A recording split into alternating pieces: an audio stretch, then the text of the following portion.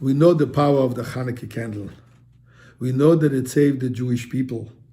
We know that it has transformed the history of the Jewish people and the history of the world. But would you believe that a Hanukkah candle saved the USA? Now this sounds quite a statement. So I want to share with you a story I came across, and it's a pity that not more people know that. And I'll read it to you as I read it. The winter of 1777 was harsh, almost unbearable. Soldiers stationed in Valley Forge had no inkling of why they were there. In their midst was a lone Jewish soldier, and it was the first night of Hanukkah. When all of the soldiers in the tent were fast asleep, he took out his menorah and lit one candle, recited his blessings, and sat down to watch a small flame dancing merrily. It fired his imagination and brought back a host of memories. The general in person stood by his side. He looked at him and said gently, "Why are you weeping? Are you cold, my friend?" The soldier jumped to his feet and saluted. Then he said quietly, "I'm weeping before my Father in heaven, sir. Everyone's fate lies in his hands. He controls the fate of millions the world over. I was praying for your success, General Washington. I came to this country because I was fleeing the persecution of tyrants who have forever oppressed my family, my townspeople, and my nation. The despots will fail, sir, but you will be victorious." "Thank you, soldier," the general replied heartily, and sat himself on the ground before the menorah. "And what have we here?" he asked, full of curiosity. "This is a candelabra, a menorah in Hebrew. Jews all over the world are lighting the first candle of our festival, Hanukkah, tonight. And this serves to commemorate the great miracle that occurred to our ancestors. They were a handful compared to massive armies, but they held out, thanks to their faith in God, and they were granted an amazing miracle." The bright flame ignited the flame of hope in the weary general's eyes, and he cried out joyfully, "You're a Jew?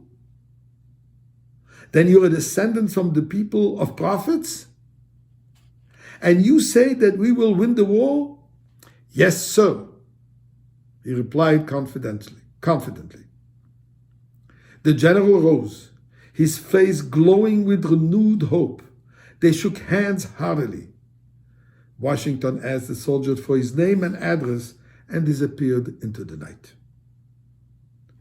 On the first night of Hanukkah, the following year, 1778, our Jewish veteran was sitting in his home on Broome Street in New York. The first Hanukkah light was burning brightly on his windowsill. Suddenly, there was a knock on the door. His wife rose to open it. To her astonishment, there stood President Washington.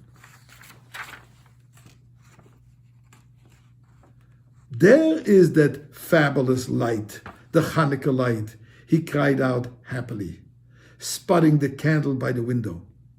"That flame and your remarkable words kindled the light in my heart on that dark and bitter night," he reminisced. "We were in a tight situation then. I was considering giving up, and your words encouraged me. They spurred me on with new hope.